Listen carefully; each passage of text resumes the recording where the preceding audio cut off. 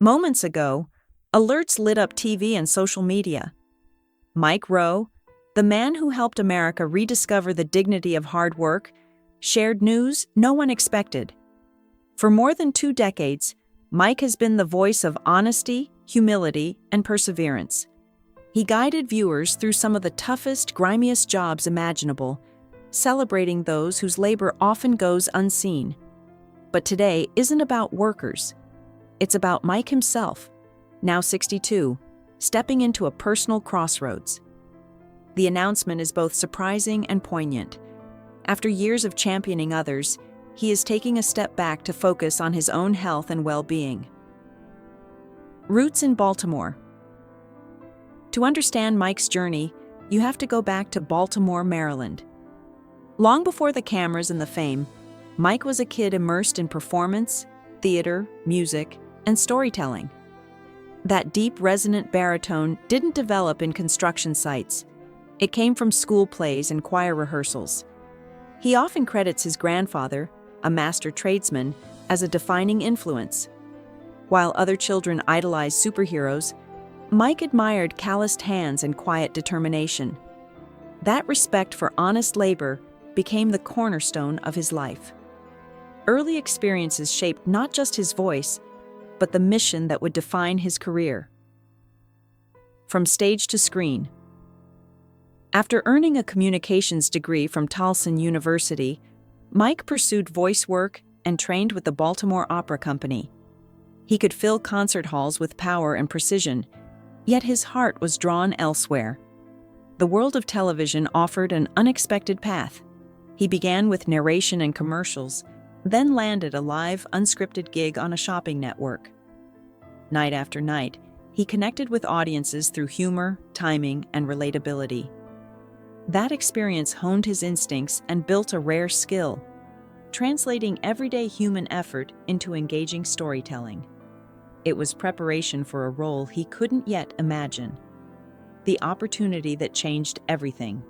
Then came a phone call that would redefine Mike's life.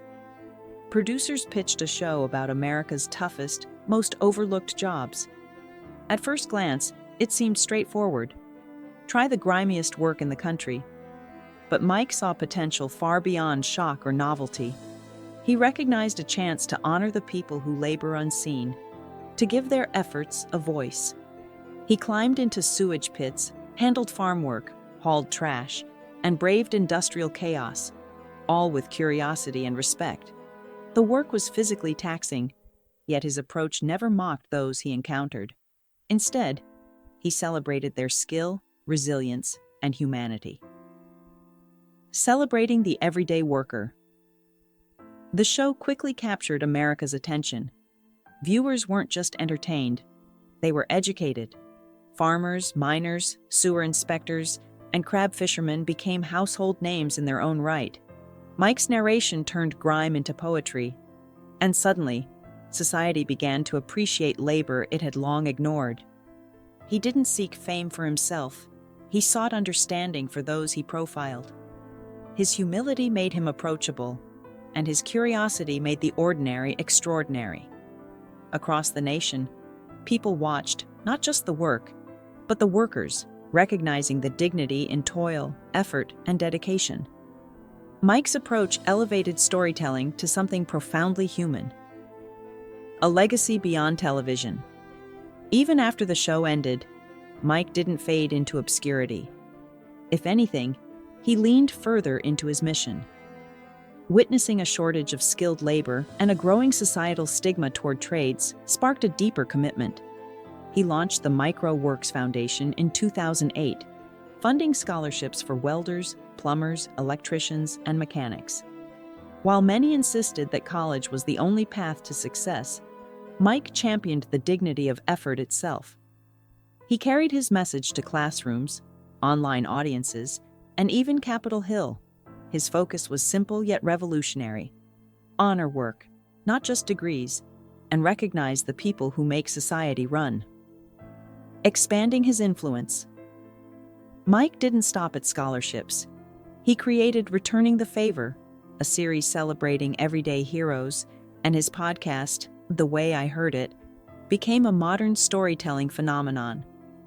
Short, sharp, and often surprising, his episodes reflected a depth reminiscent of Paul Harvey. Over time, Mike evolved into more than a host or narrator.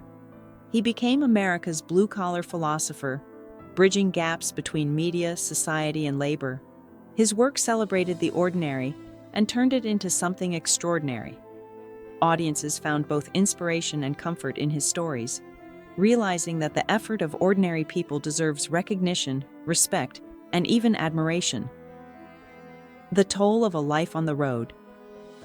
Behind the humor and calm delivery, the toll of decades on the road has been real.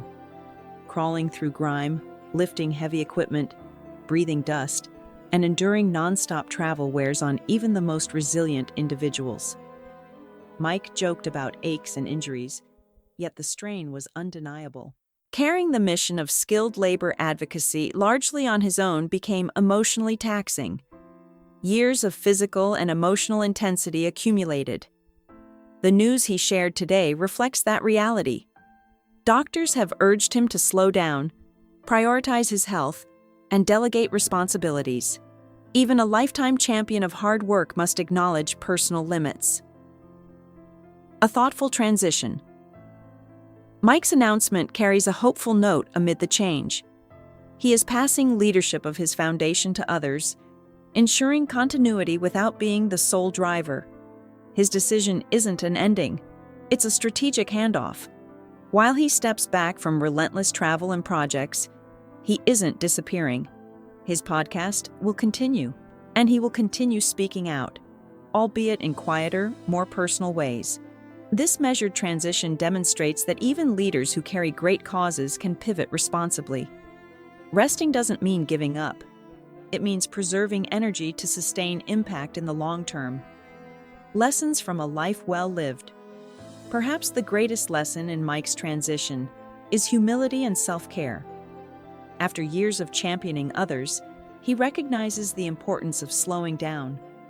Strength isn't only measured by endurance or grit. It is also measured by knowing when to pause. Mike's career reflects both dedication and respect, for work, for people, and for himself. His story reminds us that heroes aren't infallible, and even the strongest individuals benefit from reflection and rest. By stepping back, Mike models balance while continuing to honor labor, leaving a blueprint for sustaining advocacy without sacrificing personal well-being. A legacy that endures. Mike Rowe's impact isn't confined to television or foundations. It lives in classrooms, workshops, and homes across the nation. Students watch clips, apprentices benefit from scholarships, and families carry forward lessons in grit and respect.